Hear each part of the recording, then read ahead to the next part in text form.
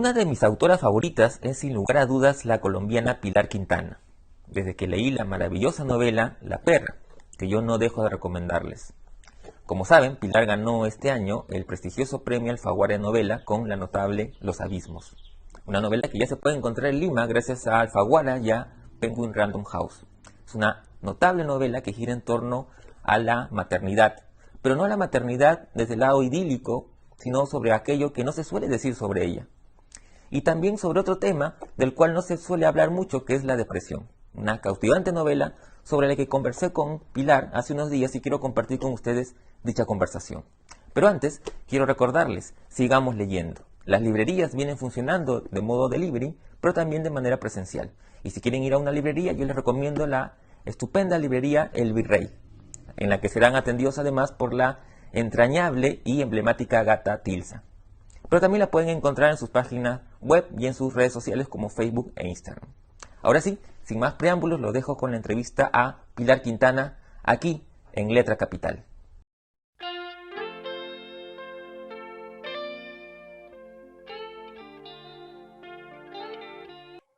Hola Pilar, gracias por tu tiempo y por permitirnos conversar sobre tu más reciente novela, Los Abismos, publicada por Alfaguara, que justamente con esta novela ganas el premio Alfaguara 2021. ¿Cómo estás, Pilar? Muy bien, muchas gracias por esta invitación. Me encanta de nuevo estar acá con vos. Igualmente. Bueno, la novela que la he leído y la he disfrutado mucho, eh, me, me pasó lo mismo que cuando leí la novela de La Perra, que me sumergí en la historia. Y tengo en realidad varias aristas por donde abordarla y preguntarte, así que voy a empezar por quizás una de las más evidentes, que es el tema de la maternidad, digamos, ¿no? Que también aquí está presente de diferente manera, quizás, obviamente, que como estuvo en tu novela anterior, eh, a través de esta relación muy particular, muy interesante, muy intensa entre las dos Claudias, digamos, ¿no? Claudia, la Ujú. narradora y la madre. Eh, pero al mismo tiempo sobrevuela por la novela la relación entre Claudia madre, digamos, y su propia madre, ¿no? Digamos que la abuela de la narradora, que Total. también es muy importante en la historia. ¿Cómo así articulas estas dos relaciones en torno a la maternidad? Mira, Carlos, que una de las cosas como más terribles de ser papá es que uno siempre quiere ser distinto a la madre, ¿no? Uno como mamá quiere ser una mamá completamente diferente. Y una de las cosas más terribles es que siendo ya madre te descubrís haciendo las mismas cosas que hacía tu mamá, ¿no? Y es como para escándalo y oprobio propios, te descubrís haciendo lo mismo porque, claro, no conoces otras maneras de ser mamá. Y entonces creo que eso está en el centro de los abismos. La relación madre-hija, cómo la madre trata de distanciarse de su madre y de ser una mamá completamente diferente, pero termina irremediablemente pareciéndose a lo que menos quiere, que es su mamá, ¿no? Entonces creo que pues eso me pasó a mí como mamá y es como me miro al espejo y veo no solo los gestos de mi mamá, sino las maneras de actuar de mi mamá. Entonces creo que quería poner eso sobre la mesa y también me interesaba hacer algo y es contar cómo es, cómo fue ser hijo para las personas de nuestra generación. Cómo para mí fue ser hija de esos papás. No necesario, este libro no es sobre mí, ni Claudia soy yo, ni la mamá de Claudia, ni el papá de Claudia se parecen a mi familia. Sí se parecen en ciertas cosas, pero son personajes de ficción. Pero creo que el libro habla sobre ser hijo en esa generación, ¿no? Es verdad. Otra cosa que a mí me llamó mucho la atención, me gustó mucho, eh, es el otro tema, por lo menos según mi lectura, importante en la novela, que es el tema de la depresión, digamos, ¿no? Que también Ujú. está ahí muy presente en la novela. De hecho, De hecho, Ujú, hablando de la madre de la narradora, de Claudia Narradora, hay un hecho en su vida que de alguna manera la marca y que determina no solamente la vida de ella, sino la de su hija, ¿no? Que es, ujú, bueno, no cometo spoiler porque está al inicio de la novela, eh, cuando la madre de la narradora escucha a su propia madre hablar con una amiga, y le dice algo así como que, bueno, la amiga le pregunta por qué no tuvo más hijos y ella le dice algo así como, si la memoria no me falla, en realidad no quise tener hijos, ¿no? ujú. Y esa marca, digamos, herida que parece que a partir de ahí la madre, de alguna manera desencadena toda una serie eh, de particularidad en ella, ¿no? Que de alguna manera Ujú. también se refleja en la hija, que, que, que de alguna manera se convierte en cuidadora de la madre, ¿no? Que es algo que también me impactó mucho, ¿no? Con Sí, este temor constante a que algo le pase. así es, así es. Bueno, estamos en los años 80, la novela transcurre en la primera mitad de los años 80, ¿no? Cuando todavía no había SIDA, cuando no sabíamos qué era la anorexia, apenas se empezaba a hablar de esos temas, cuando decirle a alguien que fuera al psicólogo era prácticamente insultarlo, ¿no? Cuando la depresión y la enfermedad mental sigue siendo un tema tabú, pero en esa época sí que era tabú, ¿no? Y yo creo que apenas ahora, en este siglo, en esta década, o más bien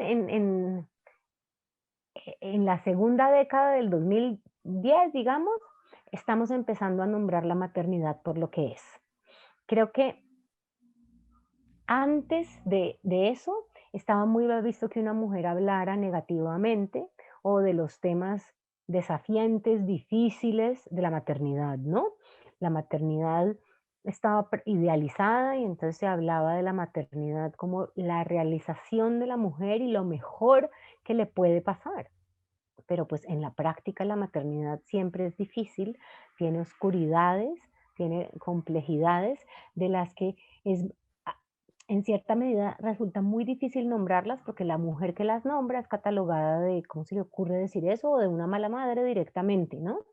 Y la novela va, no sé si de malas madres, pero va de mujeres que encuentran que la maternidad para ellas no es fácil y que nos muestra que quieren a sus hijas, pero que de repente si ellas hubieran nacido en una sociedad donde se les hubiera permitido elegir, quizás ellas no habrían elegido ser mamás, ni casarse, ni ser mamás, ¿no? Son madres porque les tocó. Y creo que nosotros somos hijos de esta generación, de la generación de nuestros padres, era así, ¿no? Mi mamá yo creo que ni se preguntó si quería tener hijos y casarse o quería hacer otras cosas en la vida porque a- a- a- en esa época las mujeres se casaban, ¿no? Algunas de las mujeres de la generación de mi mamá iban a la universidad, no todas, digamos mitad y mitad. La generación de mi abuela, pues si hubo 3 en todo Cali que fueron a la universidad en la época de mi abuela sería mucho, ¿no? Pero incluso las que iban a la universidad, su obligación primero era la familia, ¿no? Una mujer ambiciosa profesionalmente no era vista con buenos ojos, porque su deber era la casa, el marido y los hijos. Ese era su deber natural. Y entonces creo que la novela indaga en las vidas de estas mujeres, y no solo en las vidas de las mujeres, sino en cómo fue ser hijo de unas mujeres que tenían unas insatisfacciones, que estaban atrapadas en un destino que no habían elegido para ellas. Ujú. Es verdad, porque me hace recordar que la madre de la narradora justamente tenía en un momento dado el interés de estudiar derecho, si la memoria no me falla, Ajá. y el padre fue muy contundente al decirle que eso no es de señoritas, ellas tienen que pensar en casarse nada más. Exactamente, exactamente. Y creo que hubo una generación cuyas vidas fueron así, ¿no? Y vemos también en el personaje de la abuela que pues era una mujer que le gustaba la fiesta con las amigas, ¿no? Que ahí era donde estaba más cómoda y no en el papel de esposa y madre, juiciosita en su casa, ¿no? Eso a ella no la llamaba. Sí, vemos mujeres que igual, de cierta manera, se resisten a esos destinos de alguna manera, ¿no? Lo que pasa es que yo creo que muchas veces esa escapatoria era la depresión o la muerte, ¿no? Eran mujeres que sencillamente no podían decir, bueno, me separo, porque de qué van a vivir y cómo van a vivir, ¿no? Si no tienen un respaldo. Digamos, mi mamá se divorció de mi papá cuando yo estaba bebé. Y mi mamá tuvo que volver a la casa de su padre porque no podía mantenerse sola, ¿no? Entonces es como mujeres en unas jaulas que podían ser muy bonitas porque pertenecían a la clase media alta, digamos, que estaban atrapadas en ese destino, que no encontraban salidas y que entonces eh, eh, ah, eran mujeres como que caminaban siempre al borde del abismo. Estaban Ujú, ahí en el borde del abismo, como salto o no salto, ¿qué hago? Ujú, cierto. Ahora que hablas, mencionas la muerte, es algo que también está ahí sobrevolando la novela, ¿no? Esta idea de la muerte, sobre todo en la narradora, que es lo que hace que los lectores sintamos esa misma angustia de la narradora, ujú, por el temor a lo que le pueda pasar a la madre, porque la muerte está ahí rondando. De hecho, la madre le cuenta algunas anécdotas de algunas personas que han muerto, en unos casos a través del suicidio, y la narradora pues tiene esta especie de angustia que de alguna manera se desencadena en una escena que para mí fue muy impactante, que tiene que ver con su muñeca Paulina, ¿no? No ujú. quiero decir para no spoilear, Sí. pero fue muy, muy, muy impactante para mí, por lo menos. Sí, sí, mira que en esa época no teníamos Instagram ni Facebook, ¿no? Pero nuestras ventanitas a la vida de los otros eran las revistas. Entonces, digamos, en la casa de la protagonista les llega la revista Hola, Vanidades y Cosmopolitan, y ahí, a través de esas revistas, ella va descubriendo, a través de lo que está pasando en su casa, de lo que está pasando con su papá y mamá, de una ruptura que hay dentro de su familia, pero también a través de esas revistas va descubriendo la oscuridad en el mundo de los adultos, ¿no?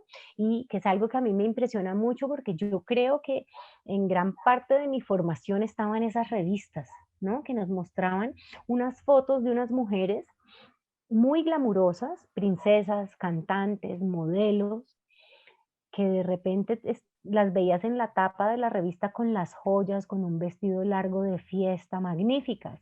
Y luego leías el artículo y te enterabas de que su vida era una mierda. El marido no la quería, la familia política no la quería, estaba bulímica y le estaba poniendo los cuernos al marido con el profesor de equitación, ¿no? Y entonces era como un gran contraste entre la foto y pues el contenido, ¿no? Lo que le pasaba dentro a esta persona. Y creo que a mí siempre me impresionó mucho esa distancia y que he escrito mucho sobre ese tema, ¿no? Y creo que también esta novela reflexiona en torno a la oscuridad de las mujeres. ¿Dónde está y cómo se manifiesta la oscuridad de las mujeres, no? Ahí vemos en el personaje del padre que de repente es un señor calmado, tranquilo, pero que le hacen algo que provoca su rabia y vemos que saca el monstruo que habita dentro de él, ¿no? Y a Claudia, la niña, su hija, le impresiona mucho porque su papá, ese ser calmado, tranquilo, que se veía prácticamente como un huevón, de repente que no es tan huevón y que lo habita un monstruo, ¿no? Y ella queda muy impresionada. Y también descubre que su mamá tan bonita, tan ama de casa, tan siempre en la casa, por dentro la habita una oscuridad muy tremenda, ¿no? Y como un constante, como que la muerte es una presencia que está ahí constante siempre, siempre rondando su familia y casi llamándola. Sí. ¿Y cómo se te ocurrió la escena de la muñeca? Porque, bueno, tiene mucha relación con la novela en sí, con el título, Sí, pero pues es... esa no se me ocurrió para empezar, esa me Ujú, llegó. Yo no sabía cómo resolver la novela, no tenía ni idea cómo llevarla al clímax, ¿no? Había muchas opciones. Yo tenía una muñeca en la novela, pues porque mi personaje era una niña, pero pues vos no puedes introducir un elemento sin usarlo. Chekhov nos lo enseñó, ¿no? Como si vas a introducir un cuento, una revólver en una historia, pues vas a tener que usarlo. Si vas a introducir un arma, esa arma tiene que ser disparada en algún momento, ¿verdad? Entonces, un poco, si vas a usar una muñeca, esa muñeca, pues la tenés que usarla. Y las muñecas de la ficción pues bien sabemos que cómo son las muñecas de la ficción, las muñecas de la si uno empieza a verse una película y hay una muñeca, uno sabe que esa muñeca en algún momento va a voltear la cara y a mirar así con los ojos rojos a la protagonista, ¿no? Entonces las muñecas de los muñecos de la ficción siempre siempre son tenebrosos. Siempre, entonces esta muñeca no podía ser la excepción, la muñeca em, se va tornando tenebrosa, pero además yo tenía un personaje que es Claudia la niña, que está en una casa donde no le dicen, donde impera el silencio. La mamá le puede contar cosas que más bien la niña no debería saber, pero lo importante de eso no le habla. Y el papá es un hombre silencioso que no habla de nada nunca. Y a mí me empezó a costar trabajo contar los sentimientos y las emociones que le estaban pasando a Claudia. O sea, pues claro, siempre está el viejo truco de decirlas, pero yo no quería decirlas, yo quería construirlas, ponerlas en escena, hacer unas acciones que me narraran lo que Claudia le estaba pasando.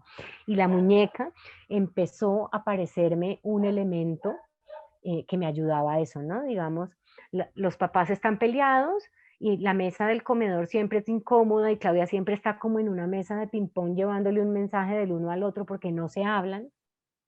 Y entonces ahí dije, no, la muñeca me sirve porque muestro lo que está sintiendo Claudia cuando decide bajar la muñeca y sentarla en la mesa para tener a quien mirar.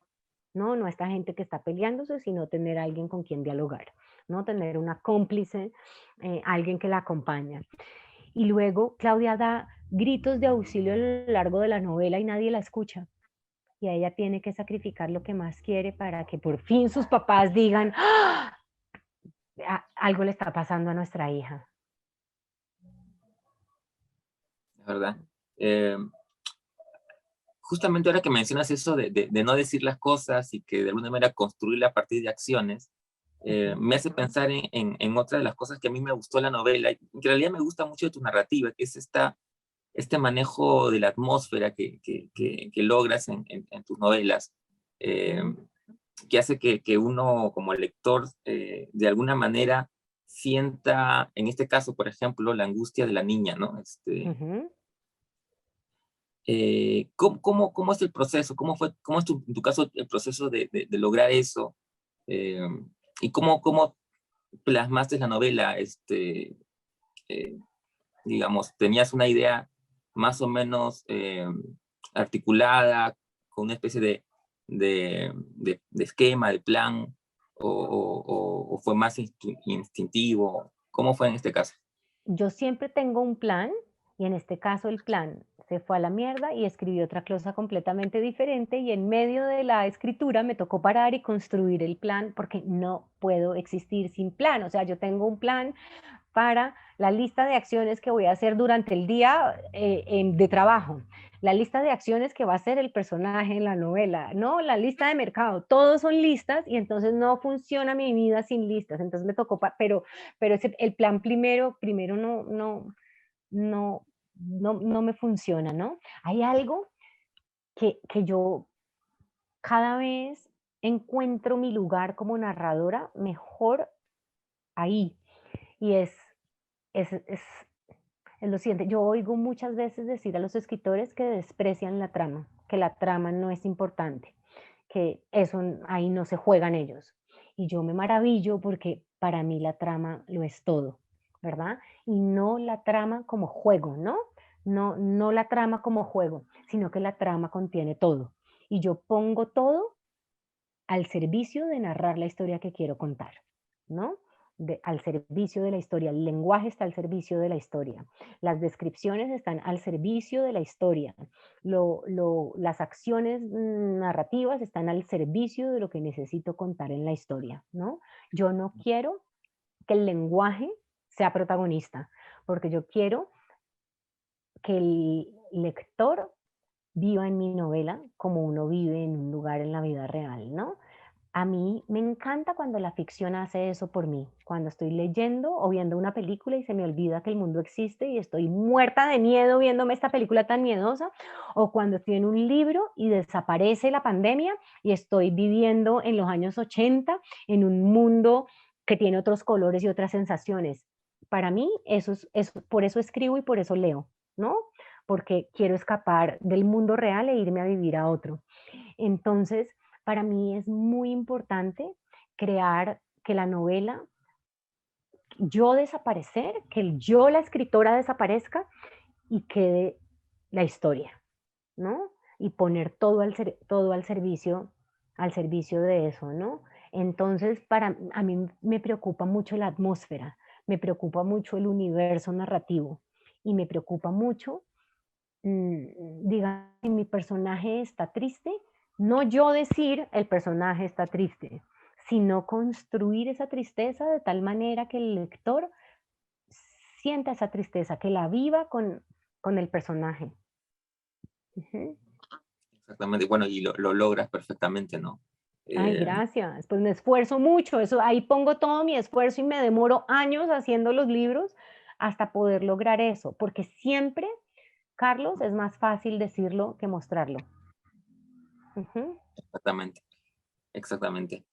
Pero al mostrarlo tiene pues ujú, un mayor impacto, ¿no? Tiene una mayor resonancia en el lector. Yo ujú.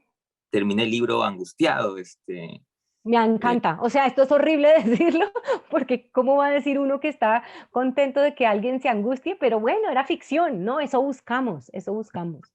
exactamente, sí, uno disfruta angustiándose leyendo, ¿no? Esa es la Ujú, maravilla de la literatura. Ahora, el título, que es una curiosidad que me dio, porque me parece perfecto en la medida de que, digamos, hay abismos eh, geográficos, por decirlo de alguna manera, en la novela, porque se van a una casa de campo, ¿verdad? ujú, Y eso también generan en la niña una angustia, un temor insondable, pero al ujú, mismo tiempo la novela nos habla de abismos interiores, me parece también. Entonces, por eso el ujú, título me pareció ujú. estupendo. ¿Lo tuviste al inicio? ¿Cómo fue descubrir el título para la novela? Yo creo que se llamaba El Abismo y en una versión muy temprana se la di a leer a un amigo y él y claro, se llamaba El Abismo porque había esos abismos de la finca, digamos. em, y pasaba, yo sabía que alguien iba a caer, ¿no? Pues si vas a titular un cuento o una historia, una novela, el abismo o los abismos, alguien tiene que caer, ¿no? Alguien tiene que caer. Entonces se titulaba así, pero creo que ese lector me dijo, yo no recuerdo, yo creo que de pronto se llamaba Ya los abismos, y me dijo, están esos abismos geográficos, y me dijo, pero a mí los abismos que más terribles me parecieron fueron los que había dentro de esa familia. Y entonces ahí empecé a trabajar la idea de los abismos interiores también, ¿no? Quizás yo ahí estaba, pero yo no había sido consciente como narradora de que yo solo estaba pensando en los abismos geográficos y luego este lector me mostró los abismos de la familia. Y entonces empecé a trabajar la idea del silencio como el abismo, la idea del desmoronamiento como un abismo también, ¿no? Y entonces ya empezaron a aparecer abismos por todos lados en la novela. Ujú. Ujú, las Eh, escaleras, el piso 18, el brinca-brinca, bueno, todos los abismos que empiezan a crecer. sí, pues es verdad. Y claro, y los abismos entre los personajes, ¿no? Como tú mencionabas, el silencio del papá, que también es un silencio opresivo, ¿no? De cierta manera, ¿no? Cuando ocurre, pues es, bueno, no quiero spoiler. No, Eh, pero en la escena al zoológico es absolutamente desesperante. Uno dice, pero señor, por Dios. Sí, a esa escena iba a mencionar justamente, ¿no? Que sí, me, me desesperaba, ¿no? sí, Que se mantuviera así callado. Este, sí. pero bueno, eso es genial de la novela. Un poco para terminar, ¿qué significa para ti como autora el hecho de haber ganado un premio como el Alfaguara, ¿no? Con esta novela? Uf, no, pues imagínate, cuando me dieron la noticia yo no podía creerlo.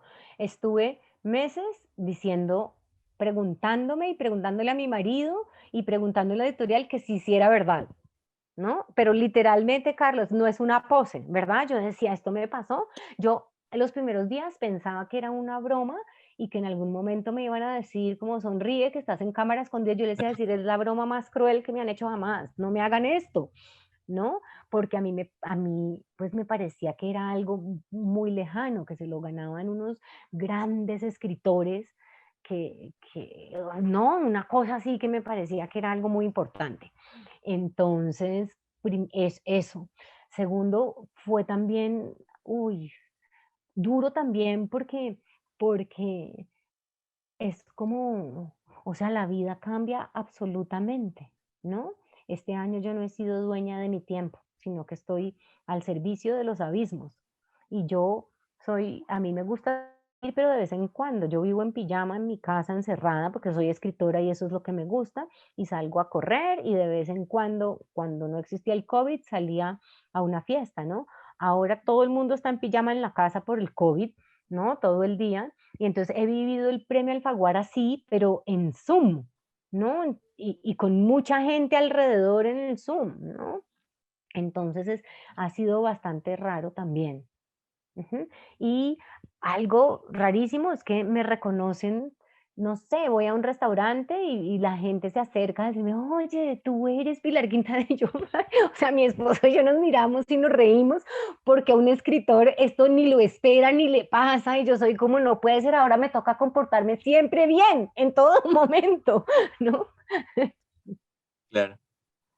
Bueno, gracias Pilar, siempre es un placer conversar contigo y te agradezco mucho y la novela está realmente estupenda, ¿no? Ay, muchas gracias, Carlos. Gracias por esta entrevista.